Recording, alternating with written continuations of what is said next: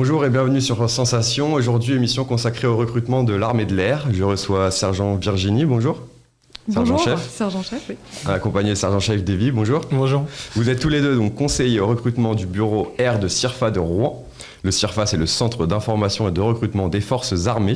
Déjà un mot peut-être sur votre parcours personnel. Comment est-ce que chacun d'entre vous, vous êtes engagé dans l'armée? Qu'est-ce qui vous a attiré? Alors, moi, je me suis engagée en 2007 directement dans le corps des sous-officiers de l'armée de l'air puisque j'avais un bac plus 2. J'avais envie, dans un premier temps, d'être militaire. Après, j'ai fait mon tour entre l'armée de terre, l'armée de l'air, la marine. Et puis, c'est vraiment le côté, voilà, être utile, pouvoir bouger, pouvoir faire du sport. Enfin, c'est vraiment ce côté-là qui m'intéressait. Et après, bien sûr, j'ai choisi l'armée de l'air. Alors, certainement parce que les missions m'intéressaient, tout ce qui est police du ciel, tout le côté professionnel présent m'intéressait, et également parce que l'armée de l'air est l'armée la plus féminisée et qu'on n'avait plus notre place était faite par les anciennes. La première femme pilote de chasse, par exemple, ça date de 94. Voilà, donc ça, c'est l'une des raisons parmi lesquelles pourquoi je me suis engagée. Et vous, Davy, pourquoi vous êtes engagé? Alors moi, je me suis engagé en 2005. J'avais un bac littéraire. Et après, je dirais, diverses premières années de fac, je me suis retrouvé en fac de sport à parler avec un collègue dont le frère s'était engagé en tant que moniteur de sport au sein de l'armée de l'air. Ça m'a motivé à passer les portes d'un CIRFA. J'ai passé les portes d'un CIRFA. J'ai passé donc des épreuves de sélection et au vu de mes résultats en épreuves de sélection, on m'a orienté vers une spécialité du renseignement, en l'occurrence traducteur-intercepteur de langue anglaise. Et voilà, j'ai embrassé cette spécialité avant de devenir conseiller en recrutement il y a maintenant 3 ans. Alors, donc vous êtes tous les deux sergent-chef. Bon, la radio, le journaliste, c'est bien beau, mais comme je suis un peu jeune, on va dire, et sportif, je me suis dit, je vais aller faire un tour sur le site de l'armée de l'air. Donc, pourquoi pas m'engager? Je suis donc allé faire un tour sur le site et j'ai fait le test, quel aviateur êtes-vous? Donc j'ai répondu au questionnaire. Résultat, pour moi, l'esprit d'équipe est incontournable dans le travail. Ma devise, c'est l'art de la réussite, consiste à s'entourer des meilleurs, de John Kennedy. Et l'action dans mon quotidien professionnel, c'est un impératif pour tromper l'ennui. Bilan, je suis plutôt pilote-navigateur. Qu'est-ce que vous en pensez, sergent-chef? Est-ce que je pourrais à première vue être pilote à l'armée de l'air? Oui, bien sûr. Alors, vous avez un bac aussi, oui, du coup. J'ai un bac scientifique. D'accord, ok. Donc, effectivement, vous pourriez être pilote. Nous, le recrutement se fait tout au long de l'année. On vous envoie passer des tests pendant 4 jours à Tours. Vous aurez des tests psychotechniques, des tests psychomoteurs, c'est-à-dire en simulateur, pour voir si naturellement vous avez la fibre du pilotage. On vous fera un peu une épreuve d'anglais, des épreuves de groupe et puis surtout les entretiens de motivation. Vous, à partir du moment où vous avez moins de 27 ans et vous avez le bac, vous avez les clés pour réussir les tests. Après, bien sûr, il faut qu'on se revoie. Et puis nous, on vous donne un dossier de candidature et puis on vous aide aussi à vous préparer aux épreuves. Vous l'avez compris, j'ai longuement parcouru le site devenir-aviateur.fr. On y trouve une mine d'informations sur l'armée de l'air, son histoire, les avions, les hélicoptères, les drones, les commandos parachutistes, les implantations. Aujourd'hui, on parle même de l'armée de l'air et de l'espace. C'est quoi aujourd'hui l'armée de l'air et de l'espace? Pourquoi insister sur... Eh ben écoutez, en fait, il y a eu un débat effectivement là-dessus au moment où on a commencé à voir que nos satellites, potentiellement, il y avait des menaces qui pesaient sur eux. Les 3 corps d'armée se sont réunis avec voilà, les politiciens français pour effectivement attribuer cet espace-là, donc l'espace de l'espace, ça fait un petit peu redondant, mais voilà, à une armée. Et donc l'armée de l'air, entre guillemets, a remporté, on va dire, ce concours ou cet appel d'offres, je sais pas vraiment comment on peut en parler, mais pourquoi? Parce que l'armée de l'air avait déjà en orbite des satellites qui étaient présents pour voilà, diverses opérations, et donc du coup, ayant déjà un petit peu cette acculturation à l'espace, naturellement, le domaine de l'espace est revenu à l'armée de l'air. Voilà. Ça, c'était pour l'onglet Venir. Autre onglet sur le site, Devenir. On trouve sur le site les métiers, les valeurs. Alors, quels sont les métiers et quelles sont les valeurs de l'armée de l'air? Alors, les métiers, on en a plus de 50. C'est-à-dire qu'on peut vous proposer des emplois dans les opérations aériennes. Par exemple, un contrôleur aérien qui va gérer réguler le trafic aérien, donner les autorisations de décollage, d'atterrissage. On va avoir des spécialistes du renseignement. Quand on se déploie à l'étranger, il faut avoir collecté des informations en amont, que ce soit de l'imagerie, de l'écoute ou même de l'interception technique et de l'analyse d'ondes électromagnétiques. C'est vraiment les métiers, on en a pour tous, qu'on soit littéraire, scientifique ou alors qu'on a envie d'adrénaline et d'être parachutiste. Tout le monde peut trouver sa place dans l'armée de l'air. J'ai même vu que l'on pouvait avoir une première expérience dans l'armée de l'air et de l'espace, puisque chaque année, 55 000 jeunes sont accueillis dans vos rangs pour effectuer des stages. Comment ça se passe ?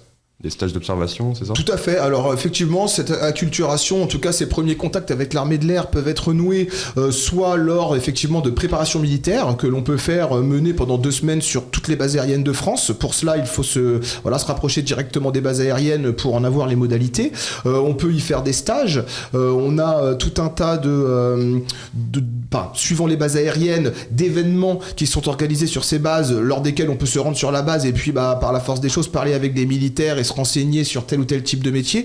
D'ailleurs, on a le BULDER, donc qui est un regroupement de dessinateurs de BD, par exemple, sur la base aérienne d'Évreux. Oui, mais ça sera passé dans les dates. C'est vers le 9-10 octobre, il me semble. C'est ça.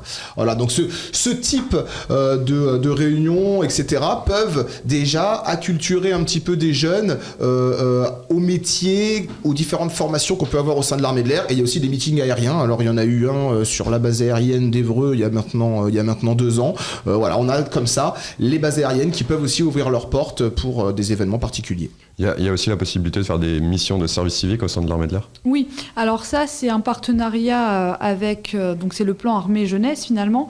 On a quelques services civiques qui viennent sur base aérienne, mais l'armée n'est pas la seule à proposer justement les services civiques. C'est vraiment se rendre utile. En général, c'est quand on sort d'école, de formation, et on s'engage pour un premier contrat de 6 mois. Mais c'est pas courant, c'est pas tous les jours. Et aussi une période militaire d'initiation ou de perfectionnement à la défense nationale. En quoi est-ce que ça consiste, cette période ? Donc c'est effectivement cette période qui dure 2 semaines qui, pour le jeune, donc, se passe en totale immersion sur une base aérienne. C'est totalement gratuit. On va vous faire dormir sur la base aérienne pendant ces 2 semaines-là et vous faire découvrir effectivement différentes spécialités au sein de la base aérienne, en passant par la sécurité protection, les contrôleurs aériens, faire visiter des unités où ils gèrent de l'informatique, de la restauration.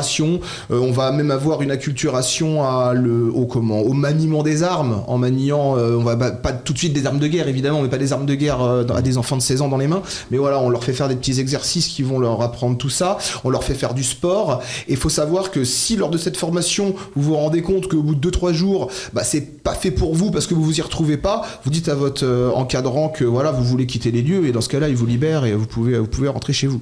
Et enfin, il y a aussi la réserve opérationnelle. Est-ce que vous pouvez nous en dire un mot ? Oui, alors la réserve opérationnelle, déjà il faut avoir effectué la PMI dont on vient de parler, la préparation militaire, et derrière il faut avoir envie d'être utile pour l'armée de l'air, à l'instar des pompiers volontaires qui vont servir dans une caserne locale. Là, ce sont des jeunes qui vont de temps en temps venir sur une base aérienne et tenir des postes comme la sécurité et la protection, c'est-à-dire assurer la sécurité de nos aéronefs et de nos installations, la logistique, la restauration ou encore le secrétariat. Et là, en tant que réservistes, ils vont être rémunérés entre 40 et 50 euros par jour. Et c'est vraiment la personne qui nous dit « Moi, je suis disponible pendant les vacances scolaires, le week-end. » On s'engage quand même à faire 5 jours au minimum par an. Et en général, on est plutôt aux alentours de 30. Quelle est l'importance de la Normandie ? Donc, vous êtes tous les deux conseillers au CIRFA de Rouen, dans l'armée de l'air. Est-ce que la Normandie a une place particulière ? Alors tout à fait, la Normandie a même une place très importante, puisque vous n'êtes pas sans savoir, ou alors pour certains peut-être ne le savent pas, mais on a une base aérienne donc, qui est présente à Évreux. Cette base aérienne est actuellement en pleine expansion. Elle va accueillir prochainement une unité franco-allemande qui est là actuellement en pleine construction sur la base. Donc autant vous dire que le personnel présent sur cette base aérienne ne cesse d'augmenter. Et puis accessoirement, ça reste aussi la base aérienne de laquelle décollent nos aéronefs tous les ans pour le défilé du 14 juillet. Donc on est d'accord que cette base-là est très importante dans le dispositif des bases aériennes françaises. Quelles autres bases aériennes sont importantes en France ? Alors toutes les bases aériennes finalement elles ont une utilité. Quand on parle d'Évreux, c'est plutôt une base transport. Si quelqu'un veut évoluer sur une base chasse, il peut demander par exemple la base aérienne de Saint-Dizier. C'est vraiment, chaque base a ses fonctions stratégiques et un rôle, finalement elles se complètent toutes parce que quand on est projeté à l'étranger, on retrouve tous les spécialistes.